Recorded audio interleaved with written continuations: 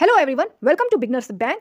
तो आज के वीडियो में हम जानने वाले हैं कि आप अगर यूपीएससी की प्रिपरेशन स्टार्ट करना चाहते हैं यानी कि आईएएस ऑफिसर बनना चाहते हैं तो आपको क्या क्या करना चाहिए। ध्यान दीजिएगा कि ये वीडियो थोड़ा सा लॉन्ग हो सकता है क्योंकि हम पूरी डिटेल में बात करेंगे प्रीलिम्स के बारे में, मेंस के बारे में, इंटरव्यू के बारे में और आप कब से तैयारी कर रहे हैं और कैसे आपको तैयारी करनी है, सारी की सारी इन्फॉर्मेशन जो है वो आज के इस वीडियो में होने वाली है। तो वीडियो थोड़ा लॉन्ग हो सकता है। तो अगर आप सारी डिटेल जानना चाहते हैं यूपीएससी एग्जाम के बारे में, आईएएस बनना चाहते हैं, तो आप ये पूरा वीडियो जरूर देखें। तो चलिए शुरू करते हैं। ध्यान रखिए कि यूपीएससी का एग्ज़ाम जो होता है वो हर वर्ष कराया जाता है और ये 3 चरण में होता है आपका एग्जामिनेशन, जिसमें पहला आपको चरण पास करना होता है प्रीलिम्स। प्रीलिम्स को पास जो लोग कर लेते हैं वो देते हैं मेंस, और जो लोग मेंस को भी पास कर लेते हैं वो देते हैं इंटरव्यू, और जो इंटरव्यू को पास कर लेते हैं वो यहाँ पर सिलेक्शन को ले लेते हैं। तो ये जो 3 कैटेगरी हैं, इन 3 चरणों से हो करके ये आपका यूपीएससी का एग्जामिनेशन होता है। ध्यान रखिएगा कि आईएएस एक पोस्ट है, एग्जाम होता है यूपीएससी। यूपीएससी एक ऑर्गेनाइजेशन है, Union Public Service Commission organisation होती है। ये ऑर्गेनाइजेशन एग्जाम कराती है, जिसके अंतर्गत जो लोग 1 से लेके 100 रैंक तक के लोग आते हैं, जिनकी रैंक इतनी आती है, वो बनते हैं आईएएस। तो ये आपको ध्यान रखना है कि वो आईएएस बनते हैं। उसके नीचे जो रैंक आती है फिर आपको आईपीएस मिलता है, और भी नीचे जाएंगे तो आईआरएस, आईएफएस, बहुत सारी जो होती हैं वो जॉब्स होती हैं, बहुत सारे करियर्स होते हैं, और वो रैंक के हिसाब से जो होते हैं वो अलॉट किए जाते हैं। मोस्टली लोग आईएएस को प्रेफर करते हैं, लेकिन आईएएस को अगर आप प्रेफर करते हैं तो आपको 1 से लेकर 100 के बीच अपनी रैंक को लाना होगा। इसके लिए आपको यूपीएससी एग्जाम के बारे में कंप्लीट इन्फॉर्मेशन भी जाननी होगी, और आज के वीडियो में हम कंप्लीट इन्फॉर्मेशन आपको यही बताने वाले हैं। ध्यान रखिएगा कि जब भी कोई स्टूडेंट यूपीएससी की प्रिपरेशन को स्टार्ट करता है तो 3 तरीके से यूपीएससी की प्रिपरेशन स्टार्ट की जाती है। मतलब 3 कैटेगरी के लोग होते हैं। एक तो अगर आप या तो 9th 10th में होंगे, यानी 9th 10th स्टूडेंट होंगे, या फिर आप 11th एंड 12th के स्टूडेंट होंगे, और या फिर आप कोई डिग्री कर रहे होंगे, ग्रेजुएशन की कोई भी डिग्री आप कर रहे होंगे, ग्रेजुएट कर रहे होंगे, और ग्रेजुएशन के बाद यूपीएससी का जो एग्जाम है वो दिया जा सकता है। ये बात आपको अच्छे से पता होनी चाहिए। लेकिन प्रिपरेशन लोग 9th 10th 11th 12th या फिर डिग्री के बाद भी स्टार्ट करते हैं।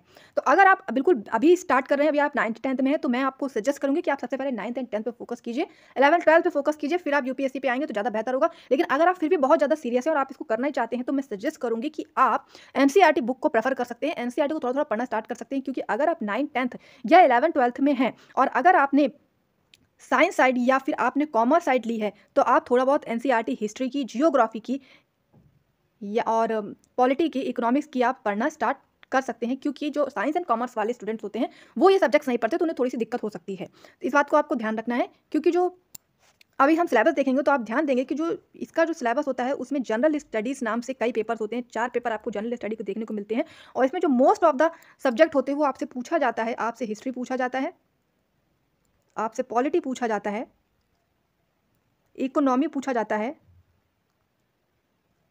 और जियोग्राफी। तो अगर आप साइंस साइड या कॉमर्स साइड के हैं तो ये सब्जेक्ट्स आपके पास नहीं होने वाले हैं। ऐसे स्थिति में आपको, अगर आप 9th 10th और 11th 12th से स्टार्ट कर रहे हैं, या मान लीजिए आप डिग्री में भी बीएससी वगैरह कर रहे हैं, बीटेक वगैरह कर रहे हैं और आप करना चाहते हैं, तो आप history, polity, economics and geography की एनसीईआरटी बुक्स को पढ़ना स्टार्ट कर दीजिए। एनसीईआरटी आप क्लास 6 से लेकर के क्लास 12 तक की पढ़ सकते हैं, क्योंकि जो क्वेश्चन होते हैं वो यहीं से फ्रेम होता है, यहीं से आपका बेसिक स्ट्रांग होता है। बेसिक एक बार आप क्लियर कर लेंगे, उसके बाद जब आप आईएएस की प्रिपरेशन के लिए मेन बुक्स उठाएंगे तो आपको बहुत अच्छे से समझ में आएगा, और आपके जो भी कंफ्यूजन है वो ऑलरेडी सॉर्ट आउट हो जाएंगे।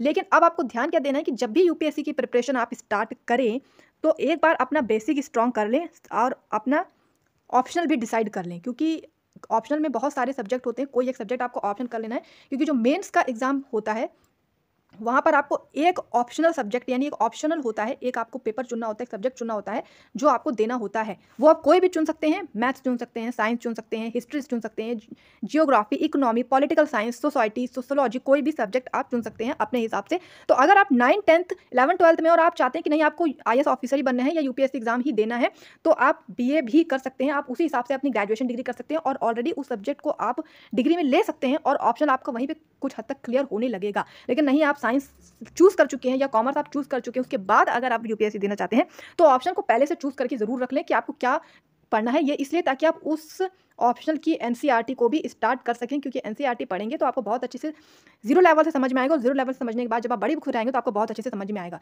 लेकिन एक बात आपको फोकस करनी है कि इस एग्जाम को तैयार करने के लिए आपको इसके सिलेबस को बहुत अच्छे से समझना है, बहुत अच्छे से डीप एनालाइज करना है।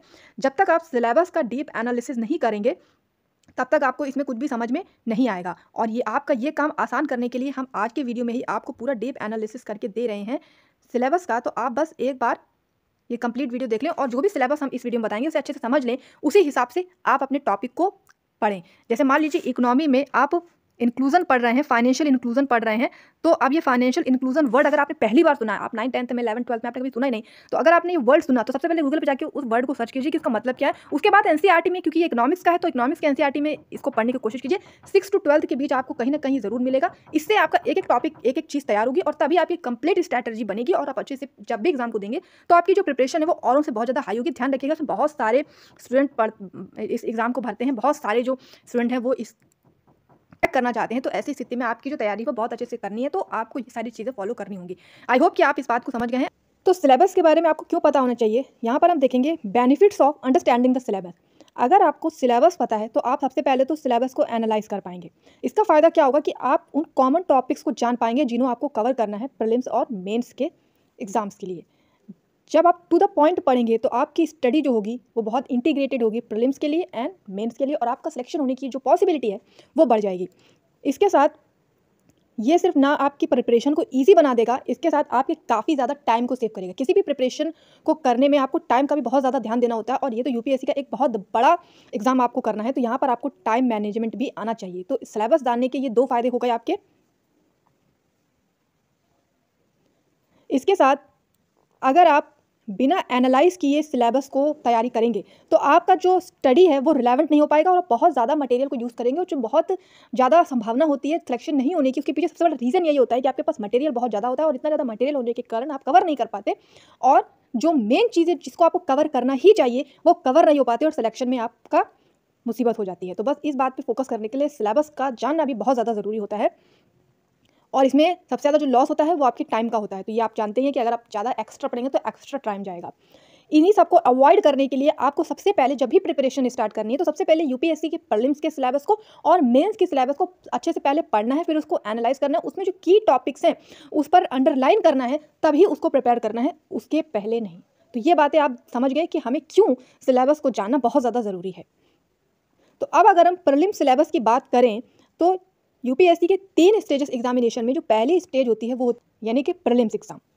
इसमें 2 पेपर होते हैं 200 मार्क्स के, दोनों ही ऑब्जेक्टिव टाइप्स होते हैं, यानी कि आपको 4 ऑप्शंस मिलते हैं टिक करने के लिए अपना आंसर।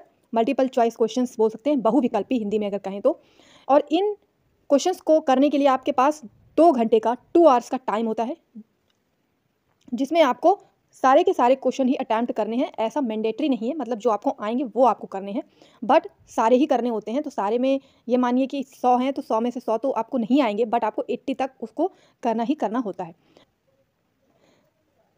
ध्यान आपको रखना है कि आपको क्वालिफाइंग मार्क्स लाने हैं वहाँ तक जहाँ तक कि कट ऑफ जाता है, कट ऑफ तक पहुँचने के लिए।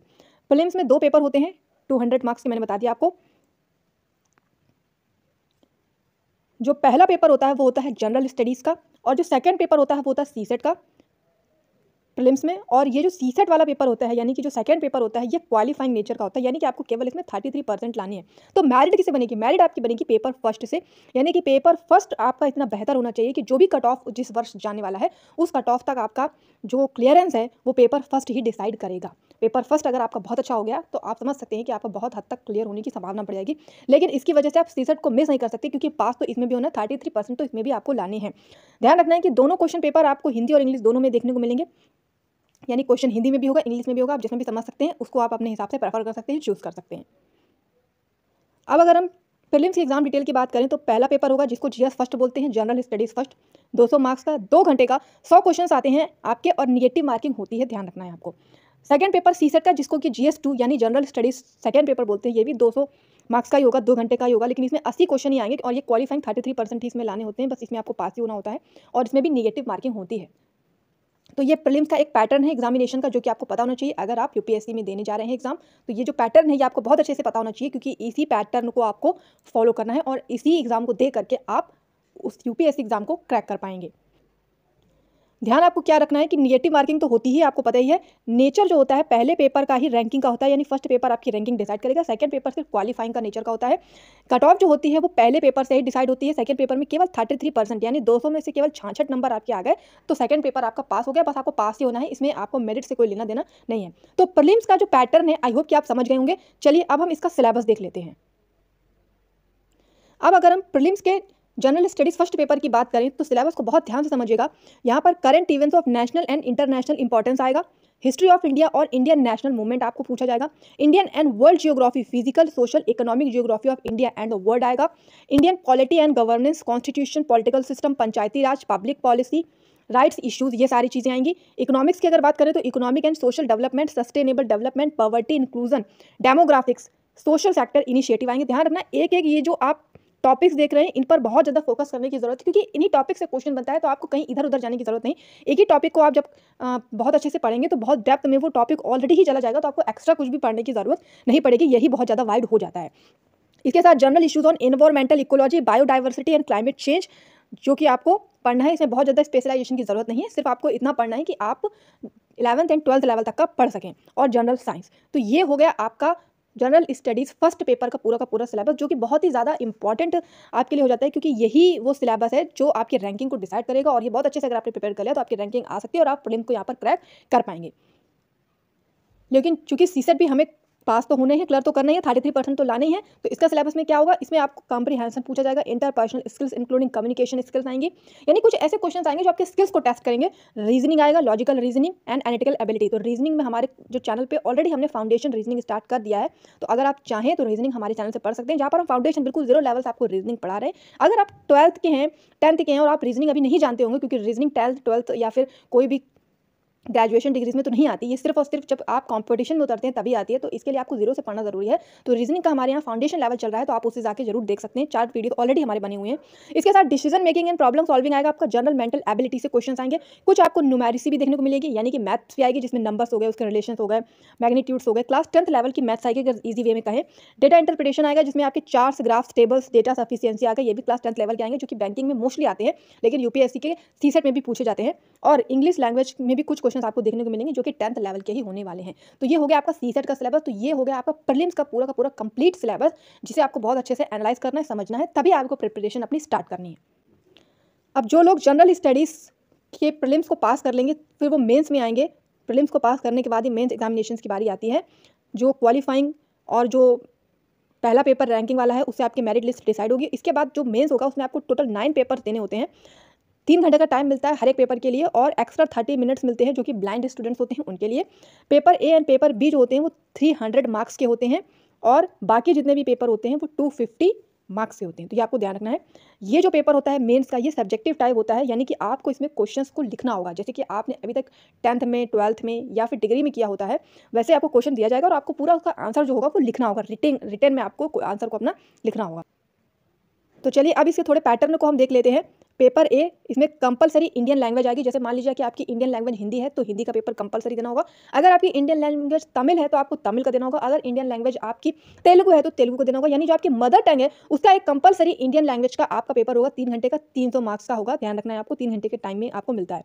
सेकंड पेपर इंग्लिश का कंपलसरी होता है, इसीलिए इंग्लिश बहुत ज़्यादा इंपॉर्टेंट है। हमारे चैनल पर ऑलरेडी हम इंग्लिश स्पीकिंग चला रहे हैं। स्पीकिंग इसीलिए हम पढ़ा रहे हैं क्योंकि इंग्लिश आपको लिखने को भी आएगी और इंटरव्यू में आपको बोलने को भी आ सकती है। तो इंग्लिश के लिए हम 0 लेवल से फाउंडेशन स्पीकिंग चला रहे हैं, चाहे तो आप उसे भी प्रेफर कर सकते हैं। ये भी 3 घंटे का होगा, 300 मार्क्स का होगा। ये 2 पेपर 300 मार्क्स का 3 घंटे के होने वाले हैं। इसके बाद जो पेपर होंगे वो आपके 250 मार्क्स के होंगे, यानी पेपर फर्स्ट एसे का होगा 3 घंटे का 250 मार्क्स का। पेपर सेकंड होगा जनरल स्टडीज फर्स्ट 3 घंटे का 250 मार्क्स का। Paper third general studies second 3 घंटे का 250 मार्क्स का। और paper fourth general studies third 3 घंटे का 250 मार्क्स का। और paper fifth general studies fourth 3 घंटे 250 मार्क्स का। और इसके बाद पेपर 6 ऑप्शनल, एक आप ऑप्शनल चुनेंगे, उसके 2 पेपर होंगे, एक ऑप्शनल फर्स्ट 3 घंटे का 250 मार्क्स का और एक ऑप्शनल सेकंड 3 घंटे 250 मार्क्स का। तो ये रिटन टेस्ट आपका होगा 1750 नंबर का। और उसके बाद आपका पर्सनैलिटी टेस्ट यानी कि इंटरव्यू होगा और इंटरव्यू आपका 275 मार्क्स का होगा। तब आपका ग्रांड टोटल जो बनेगा वो 225 यानी 2025 में से आपका ग्रांड टोटल बनेगा और जो इसमें क्लियर कर लेगा वही सिलेक्शन अच्छे से ले लेगा। तो ये आपको पूरा जो पैटर्न है यह बहुत अच्छे से पता होना चाहिए, ध्यान होना चाहिए।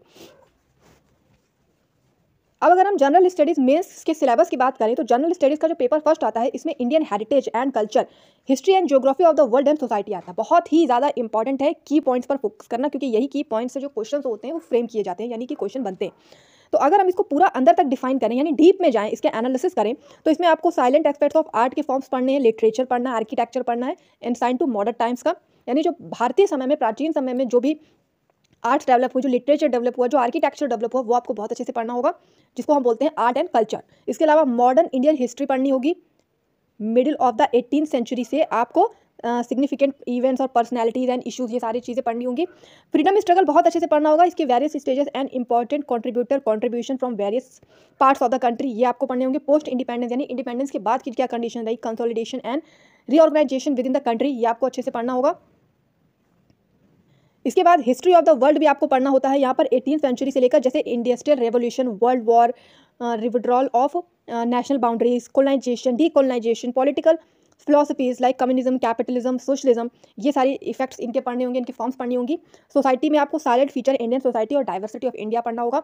Role of women and women organisation, population and associated issues, poverty and development issues, urbanisation, their problems and their remedies, ये सारी चीज़ें आपको वुमेन एंड सोसाइटी से पढ़नी होंगी। इसके अलावा effect of globalisation on Indian society, social empowerment, communism, regionalism and secularism. Geography में आपको साइलेंट फीचर पढ़ने पड़ेंगे, वर्ल्ड फिजिकल जियोग्राफी के, डिस्ट्रीब्यूशन ऑफ की नेचुरल रिसोर्सेज जैसे कि south Asia and the Indian subcontinent, factors responsible for the location of primary, secondary and tertiary sector industries in various parts of the world including India. Important geography phenomena such as earthquakes, tsunami, volcanic activity, cyclones, geographical features and their locations, change in the critical geography features including water bodies and polar ice caps in flora and fauna and the effects of such changes। तो ये आप देख रहे हैं, ये है GS paper first का complete syllabus mains के लिए। तो ये पूरा का पूरा आपको है अच्छे से, इसलिए मैंने कहा कि जब सिलेबस आपको पूरा टू द पॉइंट की से एक एक वर्डिंग से पता होगा, तभी आप अच्छे से समझ पाएंगे कि इसका पूरा पैटर्न क्या है, क्या पूछा जाता है, तभी आप उसको अच्छे से प्रिपेयर कर पाएंगे। ये अभी हमने आपको इंग्लिश में बताया है, बहुत जल्द हम इसका हिंदी में भी मेंस का पूरा लाएंगे, तो बहुत जल्द आपको मिल जाएगा। फिलहाल तो अगर आप चूंकि इतने बड़े एग्जाम की तैयारी करें तो आई होप कि लैंग्वेज आपकी प्रॉब्लम नहीं बनेगी, आप समझ तो पा रहे होंगे कि आपको पढ़ना क्या है, फिर आप उसे हिंदी में पढ़ें या इंग्लिश में पढ़ें, ये आपकी चॉइस है।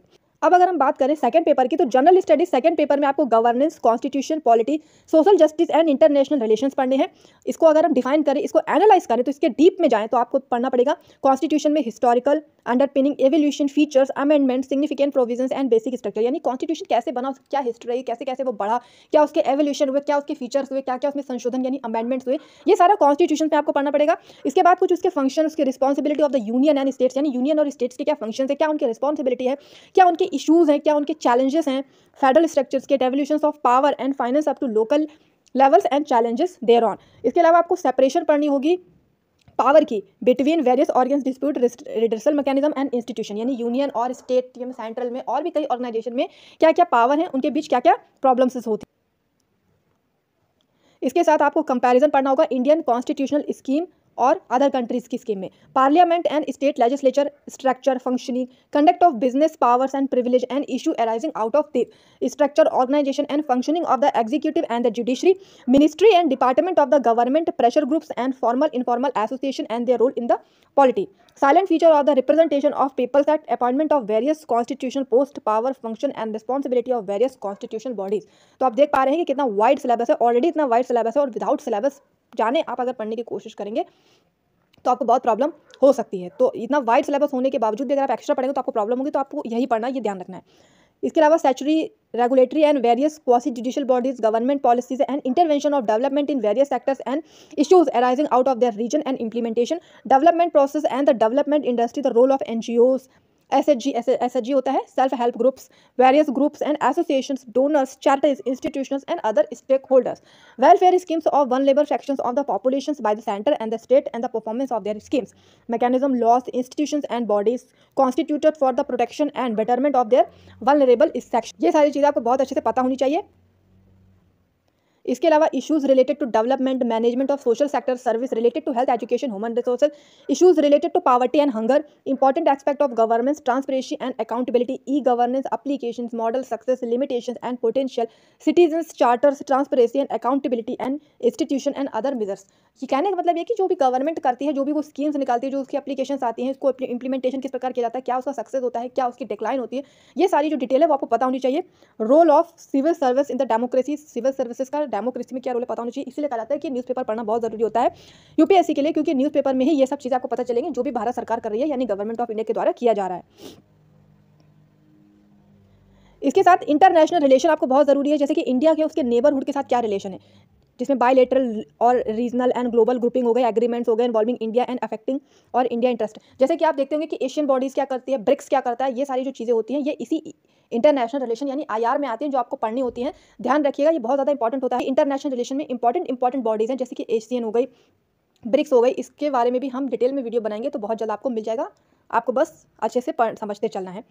इसके बाद effects of politics and politics of development and developing countries on Indian interest, Indian diaspora, important international institution, agencies and flora, there structure and mandates. तो ये पूरा का पूरा हो गया आपका जीएस सेकंड पेपर का सिलेबस। तो ये हो गया आपका जीएस सेकंड पेपर, हमने फर्स्ट पेपर बता दिया, सेकंड पेपर बता दिया, ये मेंस के लिए। थर्ड की अगर बात करें तो जनरल स्टडीज थर्ड में आपको technology, economic development, biodiversity, environment, security and disaster management से क्वेश्चन आते हैं। जैसे कि इकोनॉमी में आपको Indian economy and issues relating to planning, mobilisation of resources, growth, development and employment, inclusive growth and issues arising from it, government budgeting, major crop patterns in various parts of the country, different types of irrigation and irrigation system, storage, transport and marketing of agriculture produce and issues and related constant technology in the aid of farmers।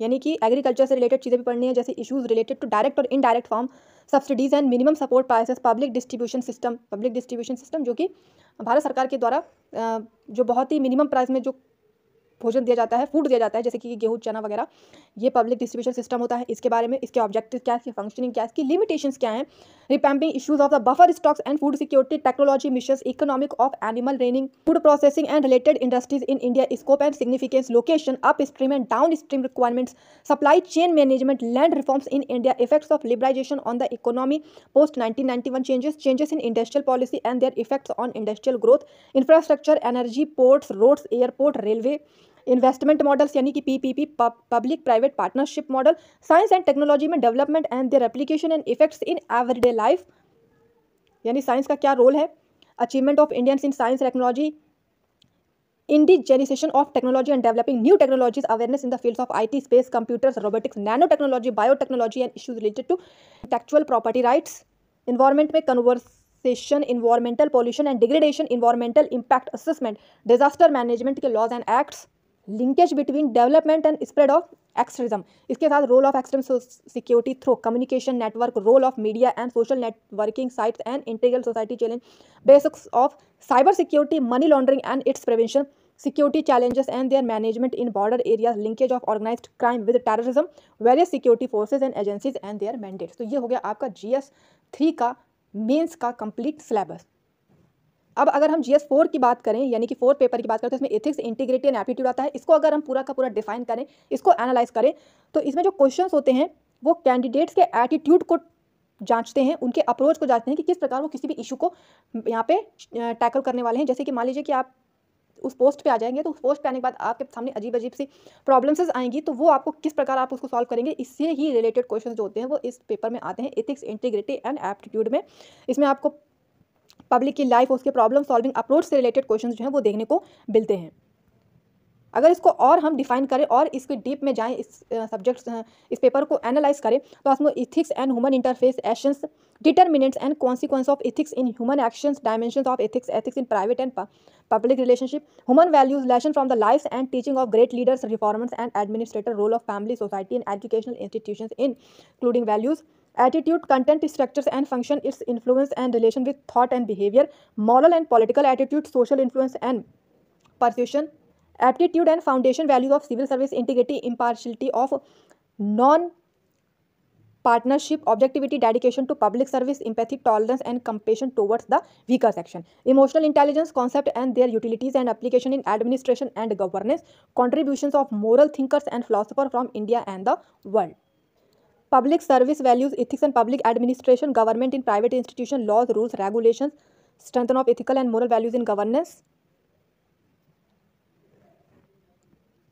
probity in governance, concept of public service, philosophical basis of governance and probity, information sharing and transparency, case study on above issue. तो आप देख पा रहे हैं कि ये GS paper 4 का mains का सिलेबस है और जो आप ऑप्शनल लेंगे जो भी सब्जेक्ट उसका आपको अलग से जो होगा सिलेबस वो पढ़ना होगा। तो इतना वाइड सिलेबस ऑलरेडी होता है और विदाउट सिलेबस जाने अगर आप इसकी प्रिपरेशन करते हैं तो आप ज़रूरत से ज़्यादा पढ़ लेते हैं तो ऑलरेडी ये ज़्यादा है और ज़्यादा पढ़ लेंगे तो वहाँ पे कन्फ्यूजन हो ही जाता है और कन्फ्यूजन के स्थिति में ही जो एग्जाम है वो क्रैक नहीं हो पाता। आई होप कि आप मेरी बात समझ पाएंगे। मैंने यहाँ पर प्री और मेंस दोनों को आपको बताने की कोशिश की है। हाँ, हमने या इंग्लिश में बताया है, बहुत ज़्यादा आपको हिंदी में भी हम बता देंगे।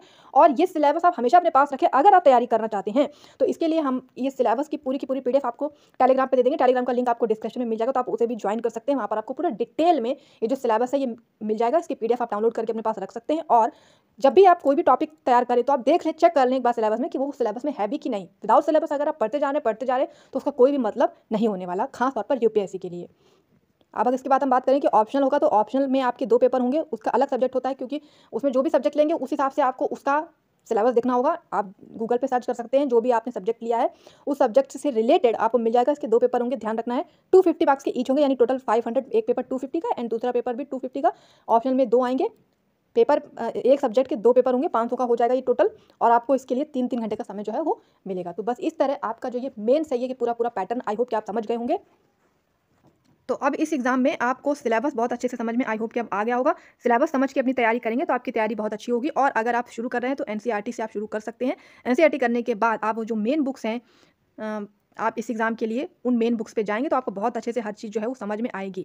ध्यान रखिएगा यहाँ पर हमने सिलेबस को एनालाइज इंग्लिश में किया है, बहुत जल्द हम हिंदी में भी सिलेबस को एनालाइज करेंगे। उसके बाद हम बुक्स भी आपको आईएएस की बताएंगे जो कि मेन बुक्स होंगी।